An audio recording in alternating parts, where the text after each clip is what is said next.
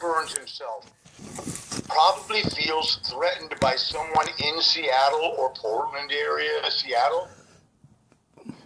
Yeah. Don't you think so? That Dean Summers, I think it could be. is saying, Yeah, Dean. Dean Summers saying, like, look, it's like selling out a song. You'll make some money. We kind of picked up on that. So, okay. Yep. I would think that Joe, if he does the wrong thing, Dean Summers could hurt him. Yeah, well, he wasn't. Joe didn't even know that Dean was recording him, so he's obviously doing things behind his back already. And that's why I think it's so important. He could say to us on the record without being filmed, because I mean, I feel bad about playing that kind of game on a guy that, I mean, look, when we talk to him on just face-to-face, we're not filming this, but can we, for prosperity, we won't run it now when this case cracks because he's going to help us crack it. Mm-hmm. How? He knows he's being coached. I know he's being coached. You can hear Matt Richard going, is it Danny Rich? Yep. You can hear, is it Danny Rich? And we caught Matthew Ricker in the lie saying he doesn't know how your name got wrapped up into it. So I already know he lied to me. He was well aware of my name. He just said he didn't know who I was. Mm-hmm. We're that close. Yeah. We're that. So basically, this all goes back to Courtney Love's payroll, and it goes back to Tom Grant. I think it goes back to Matt Richer, Dean Summers, Tom Grant, and Courtney Love. And they definitely got the story of my house in Tarzana, not of their own. Somebody told them that I said. Somebody told them. I don't think it was the guy who, what's his name, Thomas Daly, told me that I already knew the guy's name who dropped the story to Courtney Love. And it could be, by the way, also. Mm-hmm. Because he's a good-looking kid. He's a really good-looking young man. There's no doubt. I mean, I can't stand him. No, me either. He bullied me out of nowhere. He got my reaction from me, and then he made me look like the crazy one. I'm talking about the guy that I know that somebody gave them a story about my house and the wig, and there could only be at the most 10 people that would even know about that or remember that story. And those were... That's what I'm saying. Yeah. So that would be the 10 people are my ex-girlfriend, Virginia Collins, so I haven't talked to her yet. And the next one would be one I spoke to, one porno girl she's like, I got money back for her. She's the one that I went to Notorious, got the money for her. Mm-hmm. Which she doesn't even remember me going to get the money for her. She goes, she remembered non-disclosure agreements. That's not I had to sign agreements to get the money for her, You don't remember me going, the most violent action I ever did in my life, and I didn't have to hurt him. No. And I had other guys there, but we broke in his door, and he's an asshole, man. Ooh, he's an asshole. Yeah, we talked about not liking those sex traffickers and how they work. Sex traffickers. And what they do, yeah. Total, to have an anal scene with her and then tell her she's no good and you're not going to use the scene? So you're not going to pay her? You're going to pay her. Yeah, whether you use the scene or not. No, it's really messed up. She's an adult actress, and you're going to tell her, she really, man, we got her money for her. I guarantee you we got it. Yeah, people aren't thinking about what happened. They're just thinking about, you broke in and did that and blah, blah, blah. They're not thinking about... Yeah, we were at the door while he was laughing. I'm talking to him on the phone. And he's going, what are you going to fucking do? He's like, listen to this guy. He's like, yeah, he's thinking. Then boom, we just knocked in his door. He was like, what? Him and his partner's name, I can't remember his name. I can't remember, but so his partner's sitting there. We got Jim. We got him. We started to tape him up. We started using duct tape on him. Mm-hmm. Laid him out on the floor and put the phone on his face and told him to call his lawyer. What's your lawyer's number? Give it to us now, dude. Because it's not going to be good for you. You're going to pay this girl. Mm.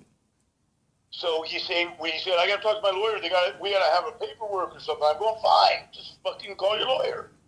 Mm. The lawyer showed up with the paperwork. We signed it, got the money, and walked out. It's a boy, man. No harm done. Yeah, fuck him. Yeah. No, that's nothing related to Kurt Cobain, but it's a different situation, and yeah. I don't like how Dahlia brought up, when you asked if you're a police officer, I'll tell you everything, but he made it seem like, you're asking that and, tried to put more drama to everything that you were saying. Yeah, Everything with Dolly Thomas, he's a fool. Yeah. He's not a good character, and I would not play that game ever with any human being, ever. No. I'm not a hardball kind of a guy. I'm big and puffy, like that. I'm big. I'm 6'4", and 200-something pounds.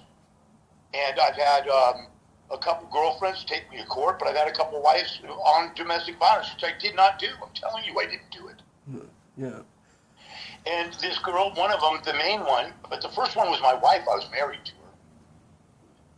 And she stole a lot of my journals, which would have been nice to be able to read off these poems, because I can only by memory give you a couple of the poems that I wrote. Mm-hmm. The one on 9/11, it was September 10th. If I were so gifted to see the future, would that be impossible to explain to be true? That one's in there. Then there was this one about, you're just a casualty of our meeting. You're another notch on my belt. And it's called So I'm the Law.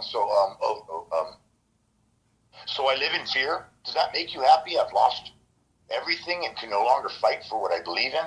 And what I believe in is truth, dignity, and reality. Well, this is unreal to me, to be ashamed of myself for being myself, telling you the truth and being lied to.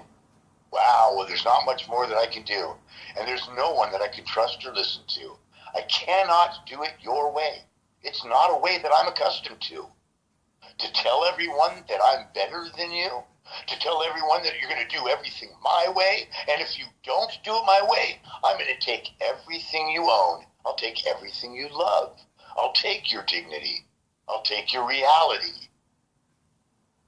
Isn't that an amazing poem? Yeah, that's really deep. I mean, it's psychic. I'm telling you, these poems are so psychic to this thing. So then the poem goes like this. So now I'm the law. Now I'm the last written word you're ever going to hear in a world you grew accustomed to. You're going to do everything my way.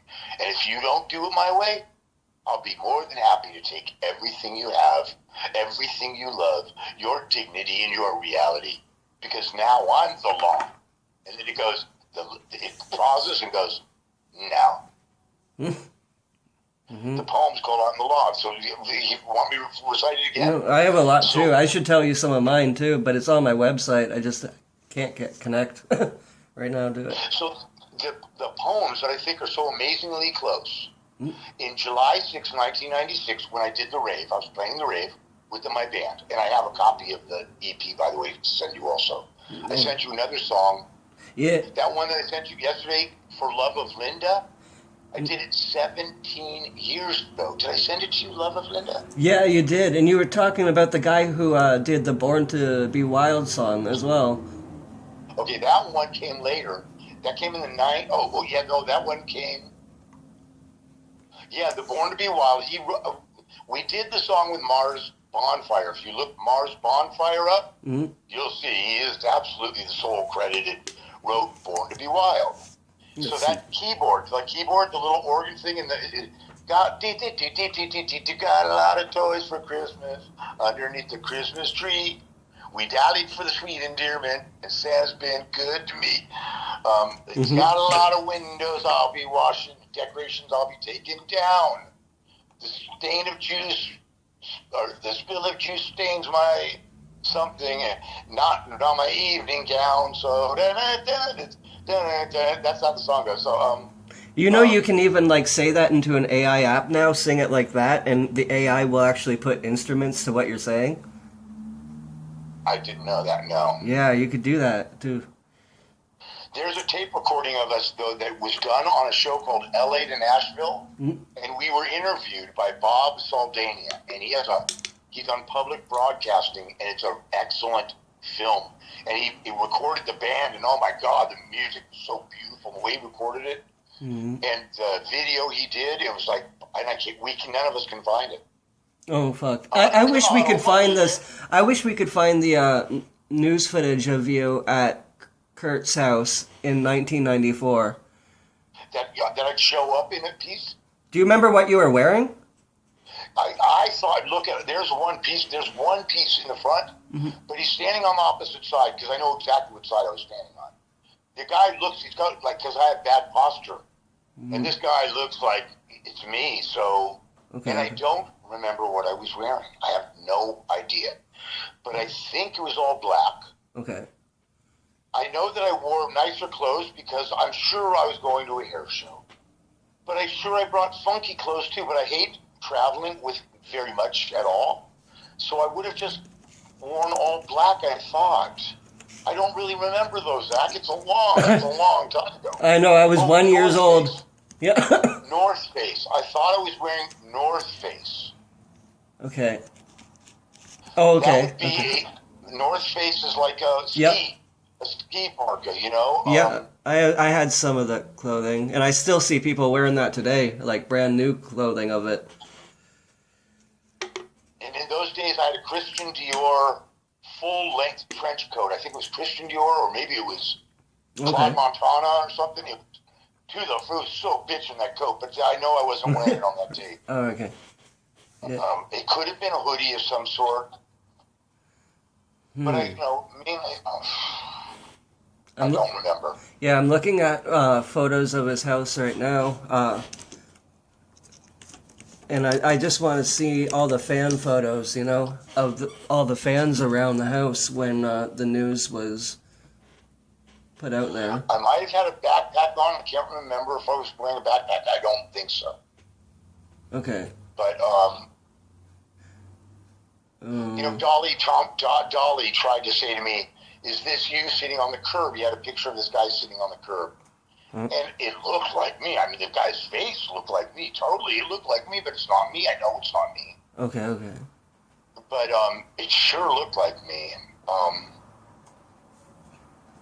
You know, that's a weird thing, too. I was there. I mean, we all can believe that. I was there looking at the property as a spectator, but I do know that I saw myself in a film years ago. I could have sworn. But it was quick. I just passed the camera like boom. Do you remember what? When I had my glasses on, I was wearing my eyeglasses. Yes, I had my glasses. Okay. Do you remember was it a documentary about Kurt that was filmed in the 90s? No, these were just the film crews that were there, the media crew. Okay. Caught me, I think. It was on the news that you seen it? It wasn't on the news that I saw, because I looked for it, you know, coming up of all the newsreels or whatever I could find. I never saw it, but a few years after the event, or, you know, when Kurt was pronounced dead,